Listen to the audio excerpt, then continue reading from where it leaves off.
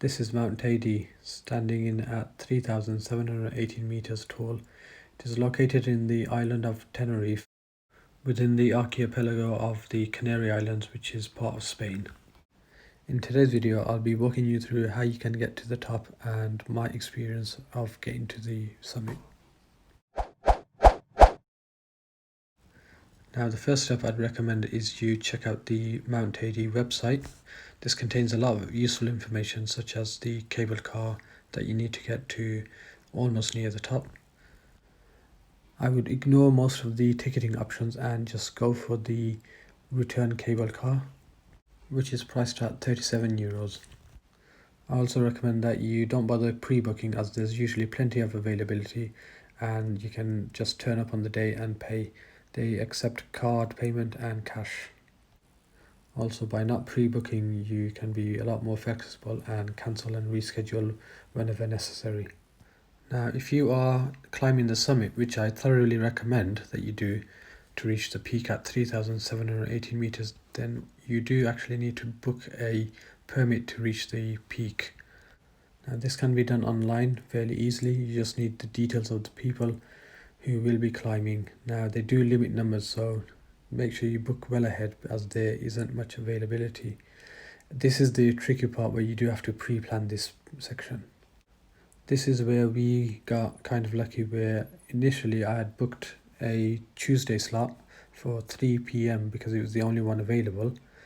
When it came to Tuesday, we realized that the weather was rubbish at the peak, so we decided to not go that day and go the following day, even though it meant that we wouldn't be able to reach the peak as we didn't have the permit for the following day. When we actually got there, we mentioned that we had a permit booked for the previous day at 3 p.m. Luckily, to our surprise, they said, oh, actually, you can use it today, because at 3 p.m. yesterday, the climb was actually closed due to weather conditions. So yeah, we got quite lucky with that. So yeah, do keep an eye on weather forecasts just in case they do close the summit off, because if the weather gets really bad, it can get quite windy up there, then they will close it. Now, you might try and be clever and try and game the system by making a couple of bookings, but the booking engine does prevent you from making 2 back-to-back bookings, like one day after the other. But by all means, give it a try, see what works for you. If you can do multiple bookings, then yeah, why not? If you can't get a booking on the day that you need, by all means, do still travel to Mount Teide, weather permitting, and try your chances. They may let you in. There are also 2 other paths that you can hike up. Although not as high, their views are still spectacular. Now, during peak season, there are several ways to get to the mountain itself. There are usually several coaches leaving with tour groups up to the mountain. However, personally, I'd recommend you hire a car. Hiring a car in the Canary Islands can be quite cheap. I will do another video about hiring a car there, but it usually works out about £10 a day. Now, most people would stay in South Tenerife, near Playa de las Americas, so that's where I was staying. Now, there are 2 routes to the mountain. The first one is taking the highway, which is relatively easy to drive on, and the one that I chose was not taking the highway and was a lot more difficult, but had some spectacular scenery on the way. The route that you see on the screen is the highway route, and this particular one that you see now is the one that I took, which takes you up a lot of small village roads. The main reason for recommending hiring a car is you can stop at your own leisure and take in spectacular views like this.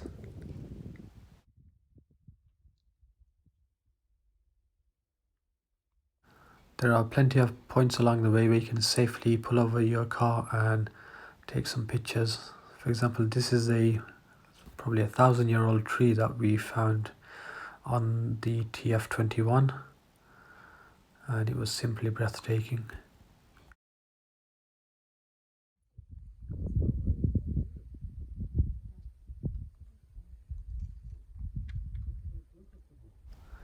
This was taken just before we hit the area where the cable car is.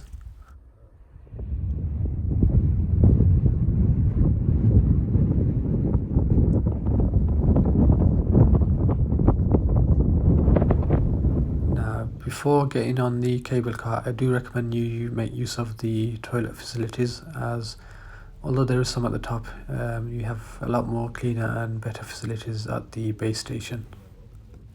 The ride up for some can be a little scary because it does rise quite steeply.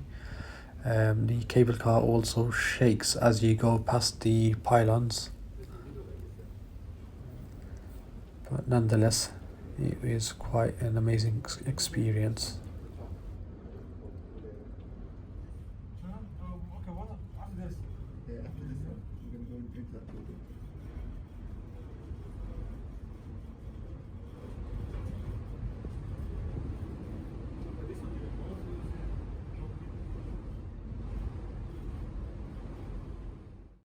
Now when you get to the upper station, you will have 3 paths to take. The highest peak is known as Pico del Teide, where you need the permit that you hopefully would have booked earlier. And if you couldn't get a permit to the top, you can always trek to the other viewpoints. So one's called La Fortaleza viewpoint and Montana Blanca.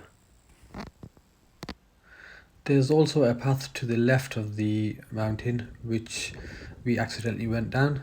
I believe this path is intended for people that are starting the trek at the bottom of the mountain. So say for example, if they didn't want to take the cable car to the upper station and they just wanted to purely hike it. Now, a word of warning, the terrain is quite rough and steep, as you can see, so make sure you prepare adequately. Wear proper footwear and outer clothing because it can get quite cold. Now this is my final ascent to the top. As you'll hear, I am quite out of breath as the oxygen is very thin up there, so it takes a lot more longer to recover.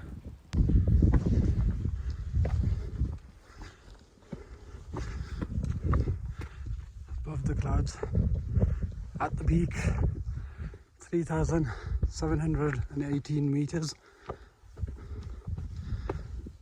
Oxygen is thin here, so it's easy to get breathless.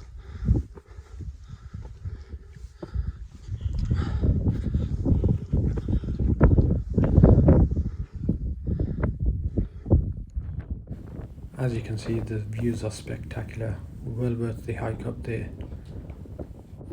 You can, on a clear day, see some of the other islands, and we were able to see all the way down to the sea, and at certain times also able to see some of the neighbouring islands. This place does make for some nice Instagram worthy pictures to be taken. Do check out my Instagram page as well. Now going back down is a lot quicker, just be careful of all the rough terrain and use any last moments to snap a few more pictures. But to be honest, the best is at the top. Hope you all found that useful. It was a quick short guide to Tenerife and Mount Teide, which is one of the must-see sites of Tenerife. There's a lot more to see in Tenerife, so do check out my Instagram page, which showcases a lot more of the smaller sites that didn't quite make it into a video. And as always, please do like and comment and do subscribe to the channel. Thanks for watching and see you in the next one.